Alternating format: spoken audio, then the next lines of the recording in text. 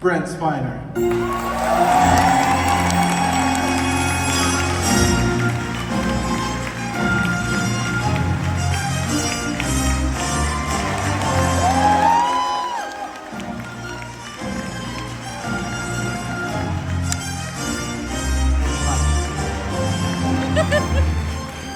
There's more than four. The lights are that way.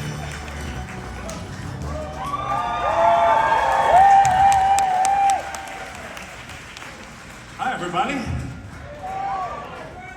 What the heck is this? This is, It's to make us look pretty.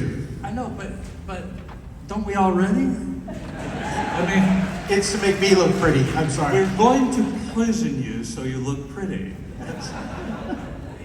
Yeah, they say this is artificial smoke. How can smoke be artificial?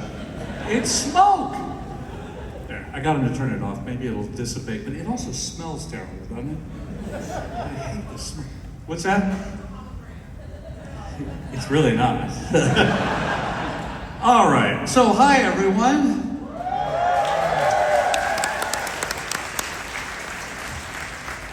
They applaud every time I say that. Hi everyone.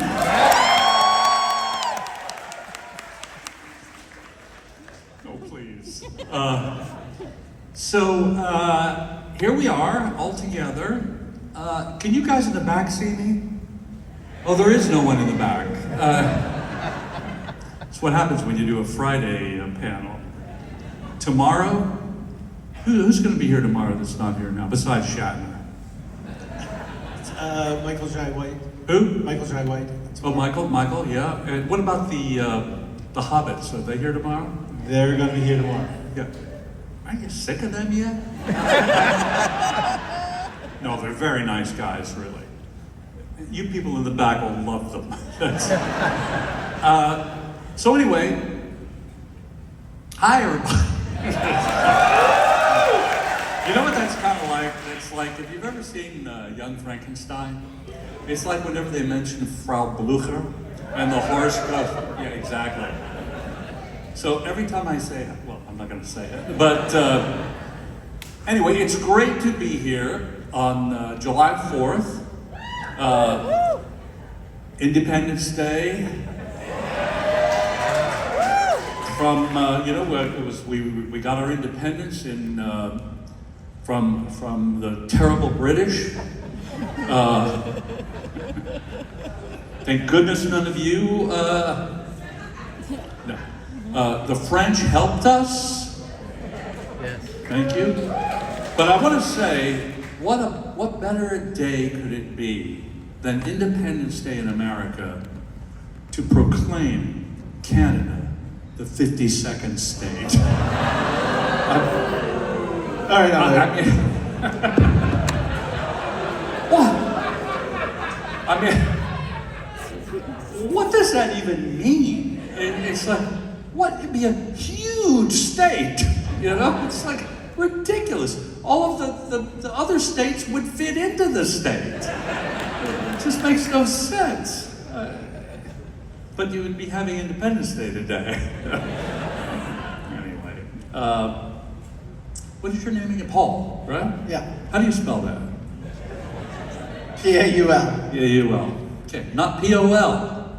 No, that's an author. That's what? There's an author named Paul with P. Well, there's also a champagne named Paul.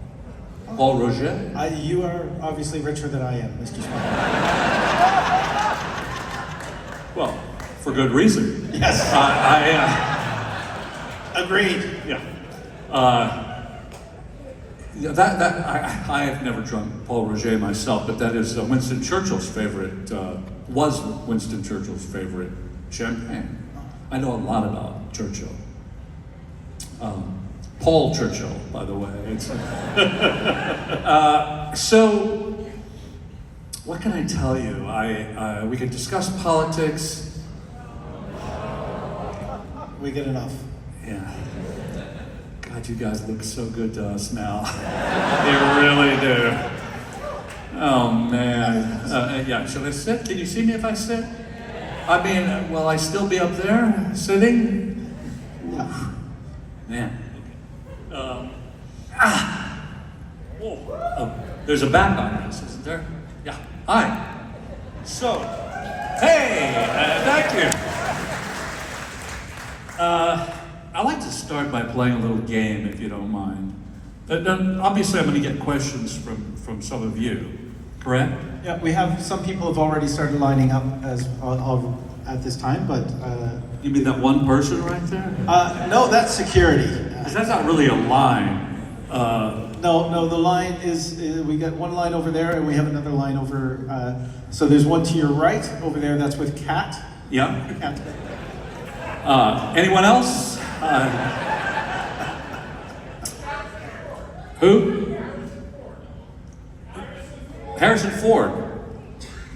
Harrison Ford. Let me think. Harrison Ford. I know I could do this. Well, I did an album, a record album called Dreamland, CD, and it was myself and a wonderful singer, brilliant singer named Maud Maggart, and all the other. There's dialogue and there's music, and all the other male characters are played by Mark Hamill.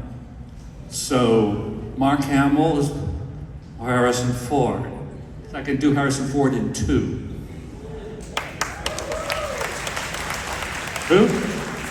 Morgan Freeman? Has he ever worked with Mark Hamill? Morgan Freeman. Well, you know what? I could do it in 4.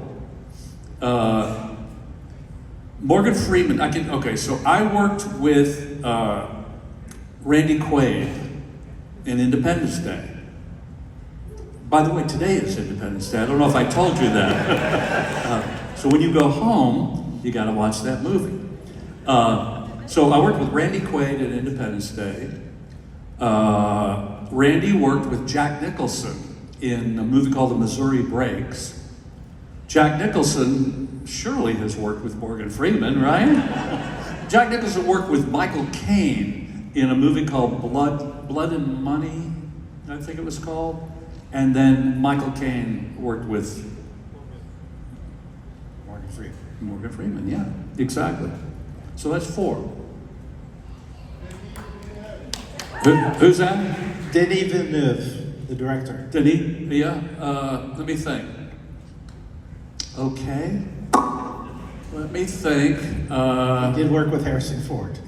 Kind of an easy step. He did work with Harrison Ford, didn't he? Yeah. Yeah. What did he direct with Harrison Ford? Blade Runner 2049. Oh, was Harrison in Yeah. that? Spoilers, sorry.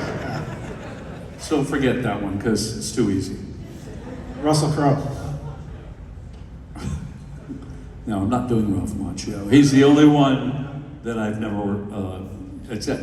I don't even come close to working with Ralph Macchio. Although I think I could do it. Who'd you say? Russell Crowe. Russell Crowe. Russell Crowe. What has he done? Well, I mean, Russell Crowe. I don't know if this counts, but Star Trek Nemesis, your favorite movie, was written by John Logan, who also wrote Gladiator with Russell Crowe. 2. I can make it even another step. Huh? I worked with Russell Crowe last week. You did? Last week? Yeah. How was that? He was fantastic, a gentleman on set. Yeah. Did he strike you? Not once. You should have. He should have. It was my job to strike other people for him. What did you work on with? It's shot here in Montreal, something called the Unabomber. What? The Unabomber. It's the Ted Unabomber. Kaczynski story. Oh, Ted. Were you playing Ted? No, we were playing Harvard professors who mess with Ted's head. You and Well, the boss was Russell Crowe. Yeah. Wow. Did you have a good part? Sorry? Did you have a good role? No. Just a big one. One that I'm happy to have. Yeah. Hey, that's always the case, really. Yeah. Good for you, man. How come I wasn't in that? You were arriving this week. That's right. Darn. I did shoot a movie in Montreal once. Little picture I like to call The Aviator. See, I can attach a lot of people to The Aviator because it was Scorsese who directed, and because Leo DiCaprio was the star, and Kate Blanchett was in it, and Jude Law was in it. You know, so give me one more, and we'll get off of this. Who? Peter Falk. Well, I worked with Wim Wenders once. No, that's not. I'm not going to go there. No, I didn't really. Oh, all right. But you knew where I was going, right? I know exactly. Peter Falk is a beautiful angel. He's the angel, exactly. And what's that called? Wings of Desire. Wings of Desire. Have you ever seen Wings of Desire? Oh, great movie. Bruno Ganz. I played his father once. Not really. So Peter Falk. Let me think. Peter Falk. Peter Falk. What's that? Well, there you go. Thank you. So 2. Shatner, I have worked with, and it was, I think Jenna Rollins was in First Contact, right? No, I'm kidding. She wasn't. Okay, enough of that. Just so you know, 6 degrees is nothing. Anyone could do 6. You could do 6 degrees. You've now met me. So you just did, yeah. Every Anglophone in Montreal is 5 degrees. 5 degrees. What's that? The West Island, that gives the last 2 degrees. It's only 3 degrees if you live downtown. All right, I want to know, just a raise of your hand, what do you think is the better pickle? Moishes or Schwartz's? Let's say Moishes. Schwartz's. Okay, you guys are wrong. Moishes are the world's greatest pickle. They really are. You can't get them in the States. Do you know that? Not until... We like our protectionism. Yeah, exactly. I was here one time and I had Moishes pickles and I fell in love with them.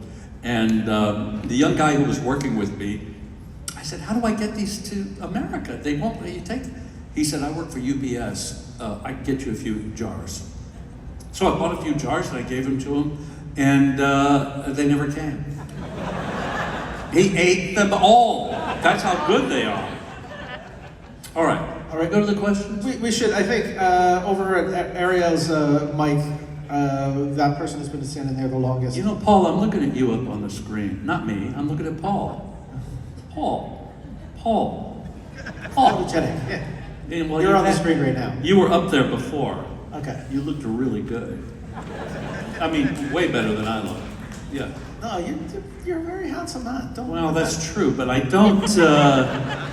You'd be surprised how good you look. Next time you're up there, take a look, okay? All right. Yeah. Too late. So, what's the first question? Your name and your question, please. Hello, my name is Margot. Margot? Margot. Oui. Welcome to Montreal. Thank you. And my question is, you were in the movie called Sunday in the Park with George. Well, it started as a Broadway show. Yeah. And then they filmed it for public television. Yeah, it's a Sondheim show. Yeah. Do you have any fun memories of that you could tell us? Yes. Oh, you want to know what they are? Well, I'll tell you what. Let me think. Do you know this show, Sunday at the Park with George, Sondheim? It was on Broadway with Mandy Patinkin and Bernadette Peters were the stars of the show. And actually, we did it. Why, thank you. Oh, okay.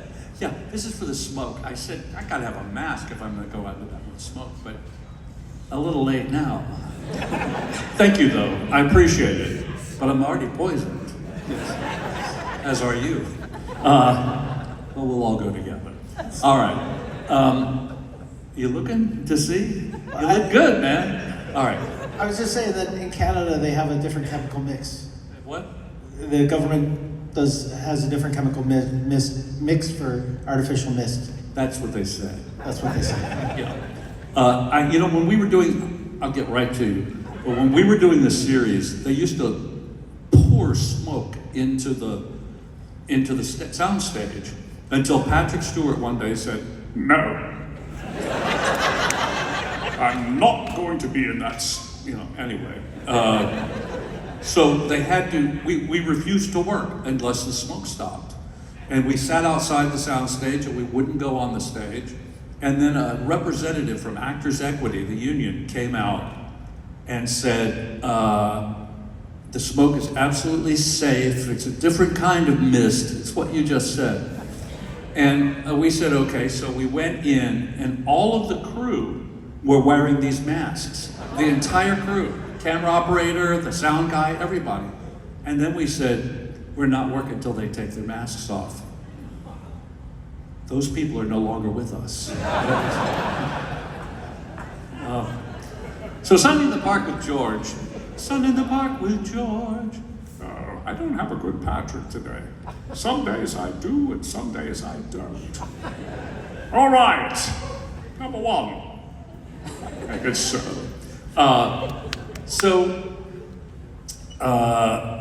We originally did that show as a workshop in New York. The workshop is like, the show wasn't finished being written, and we were just trying it out, trying to make things happen. In that show was Mandy and Bernadette, as I mentioned, myself,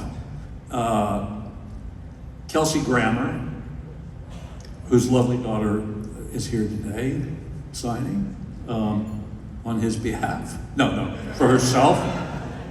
Christine Baranski was in that show. It was a really great cast. But then we got ready to go to Broadway. We did the show. It came off pretty well. I went back to Los Angeles. I was in New York doing that show. Then I went back to Los Angeles. And I got word like 3 months later, okay, we're going to Broadway. Okay, so I flew back to New York. I was in the middle of doing a TV movie. So I said, I'll come back for the first day.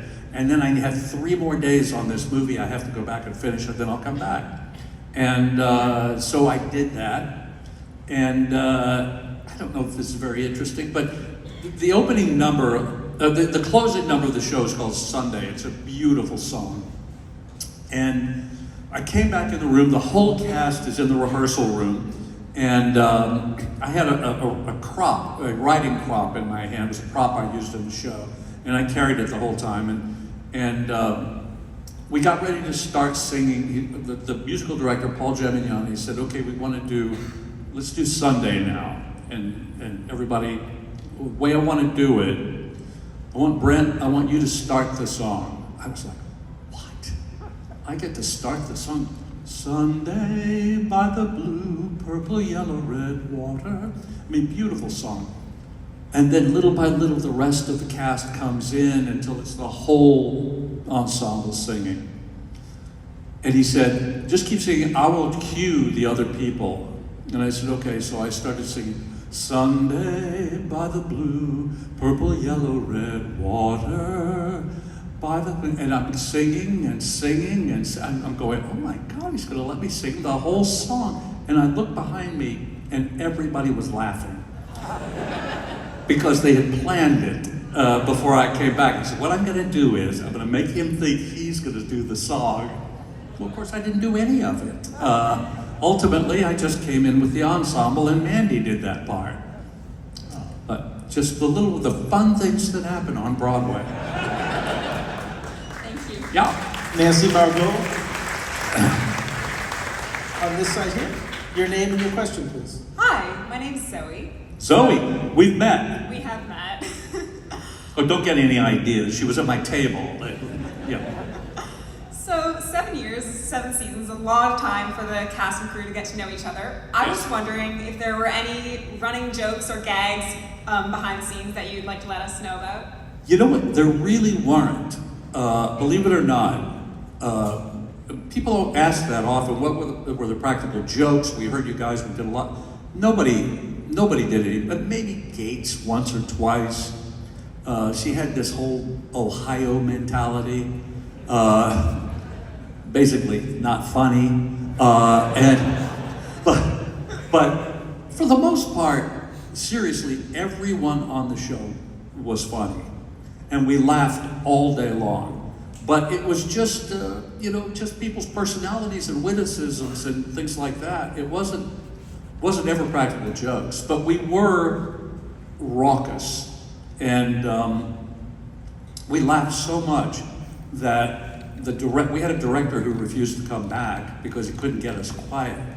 And they used to say, they go, okay, we have speed, which is sound. We have speed. Okay, rolling, and then the director says, and action. We wouldn't stop until he said, and. We're rolling, we're still cracking up, speed, we're still laughing, and, yes, Captain. That's how, we just cut it off and do it. But we laughed all day long. That was one of the great things about being there. There you are. Thank you for your question. You know what?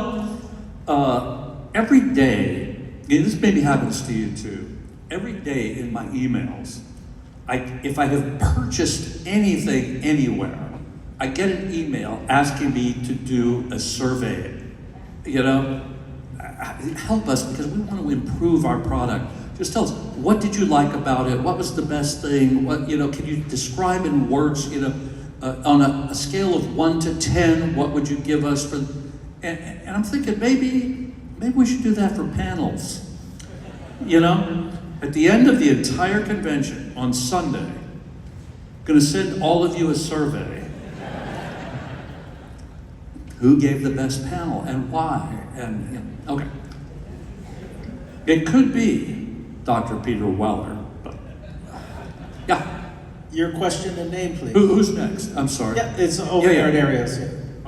My name is Grace and I'm a huge Next Generation fan, and I'm wondering if you're ever going to go back to being on more Star Trek, and will you ever wear the full One Piece uniform again?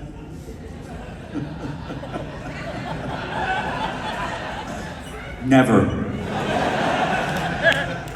You know what? I won't say never about going on Star Trek again, because you never know. I've said never so many times, and then I find myself back there, doing it again, but I will never wear that uniform again. I can promise you that. Maybe I shouldn't even say that. You never know. They pay me enough. We need you to put on the first season uniform. They had a mankini. Yeah, exactly.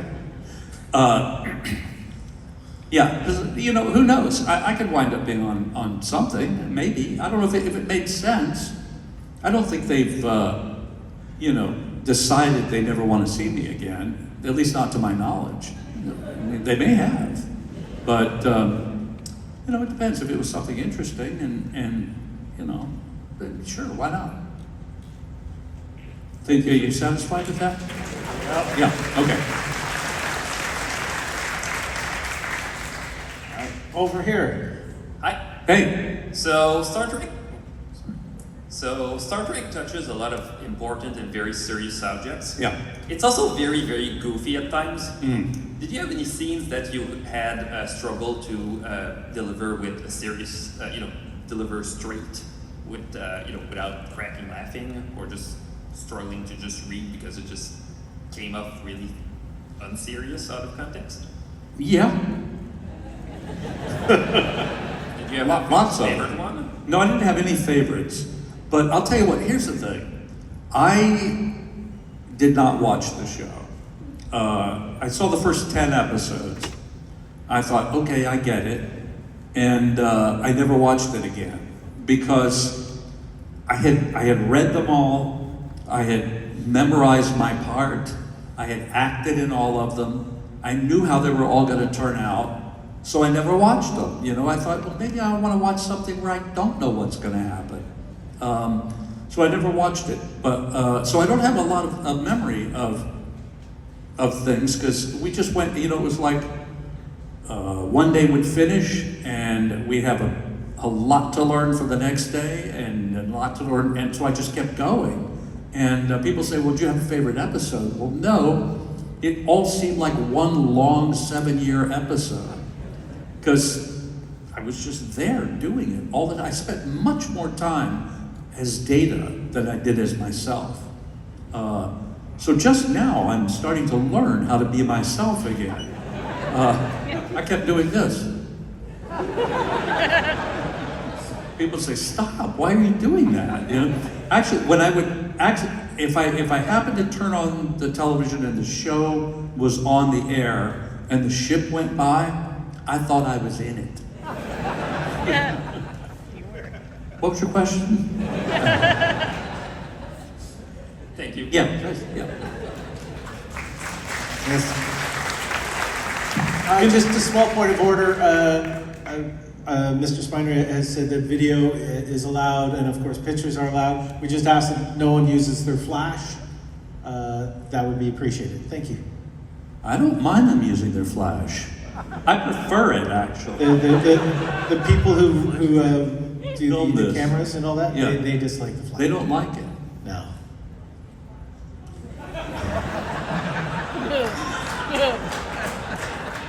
Did you hear that?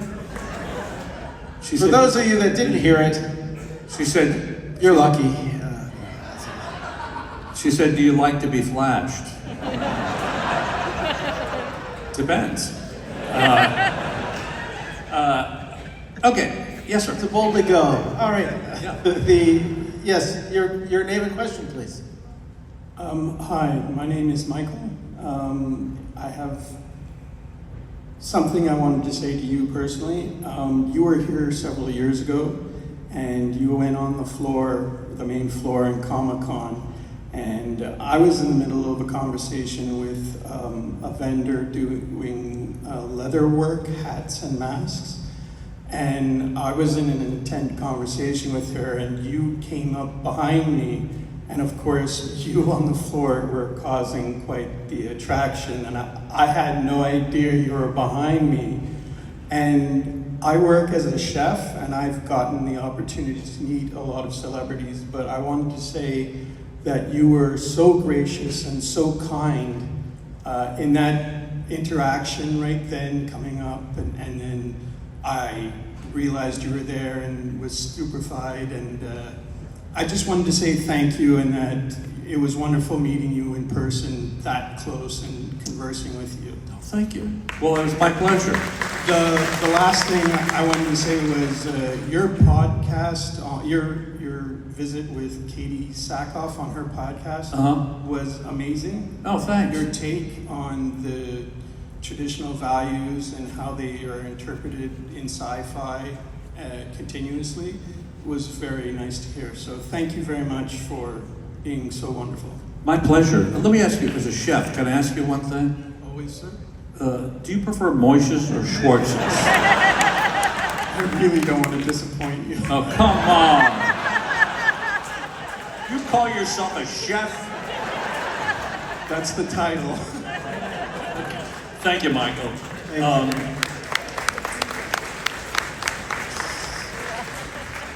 We could always bring in Duns into this, but that's a whole new.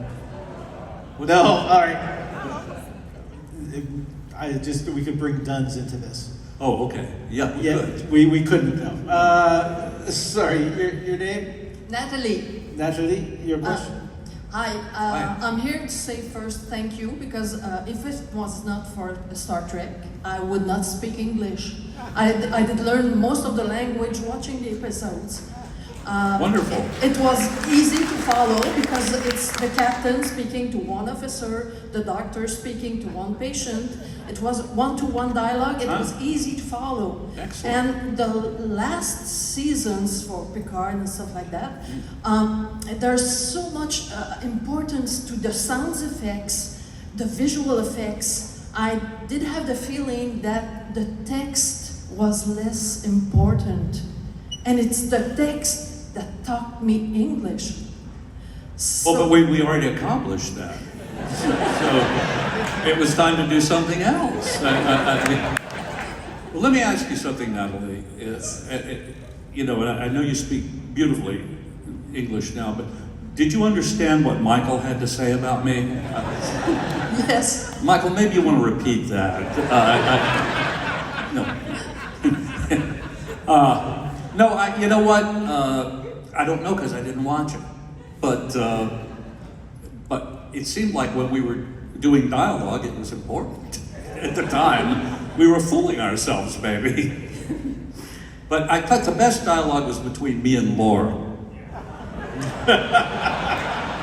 You know what?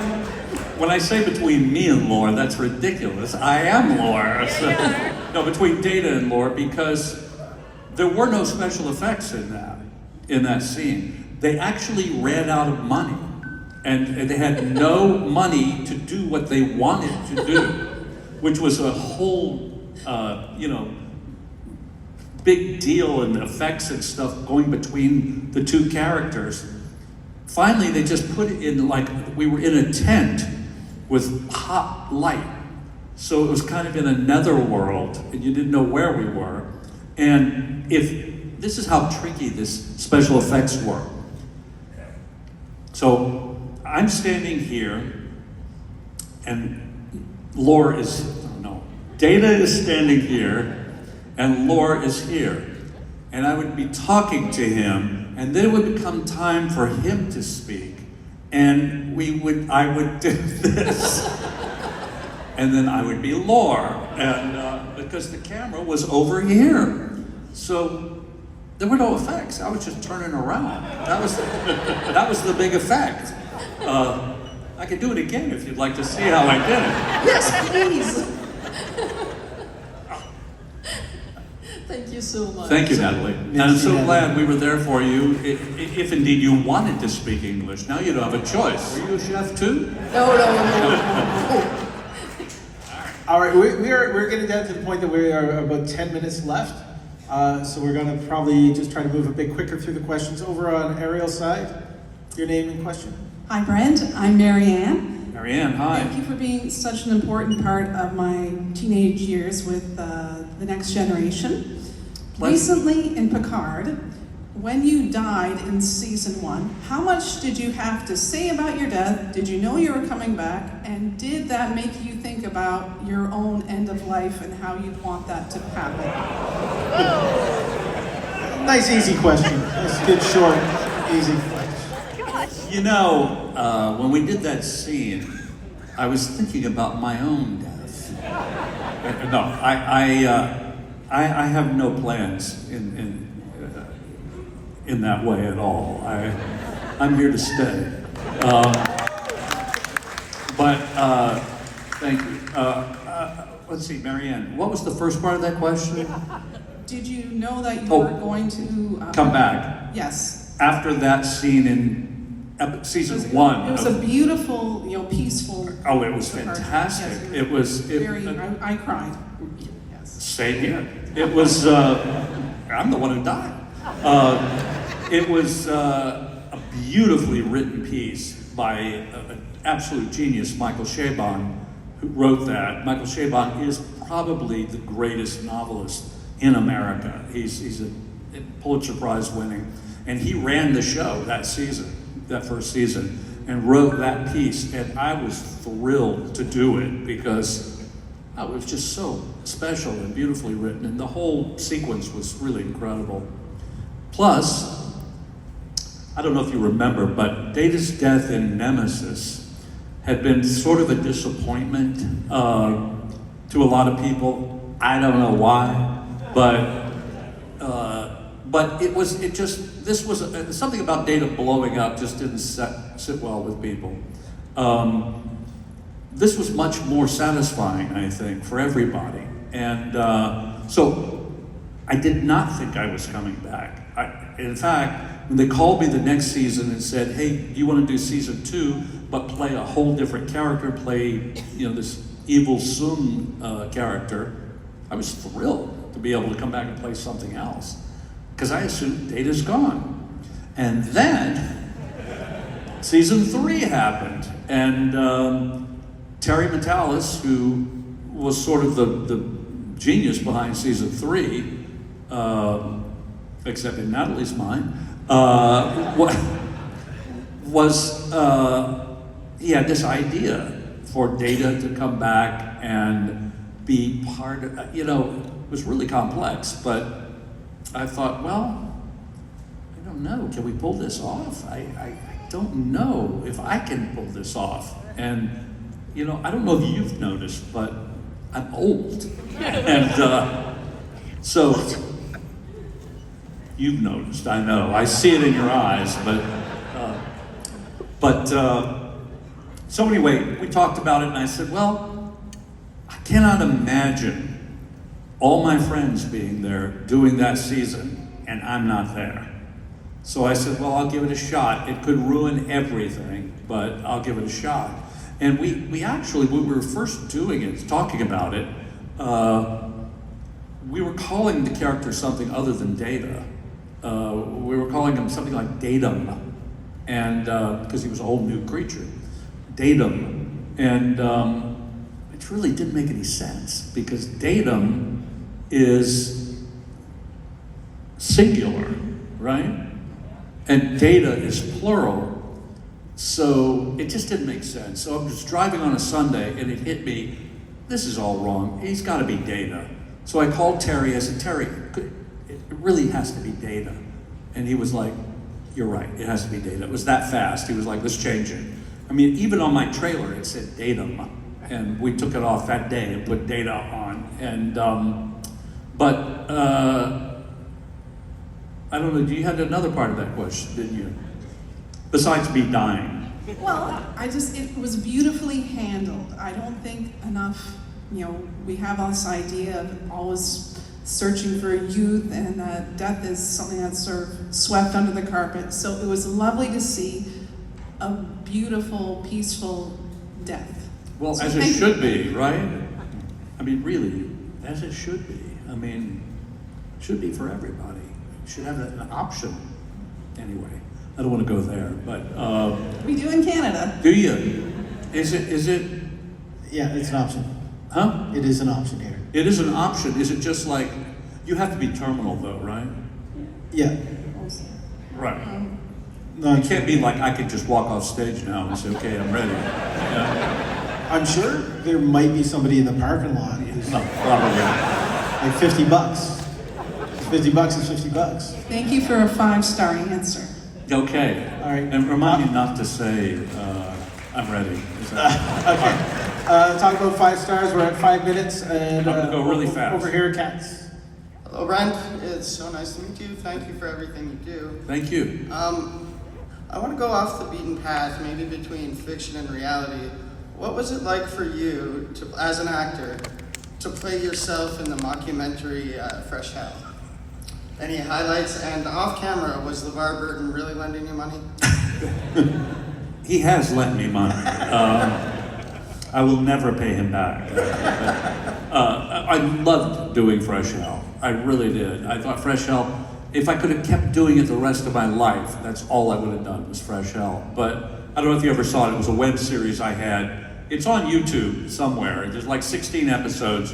The first 5, we had no money, and with crew worked for free. Well, they worked for sandwiches, and because I bought them sandwiches, and it really looks terrible, but it's funny.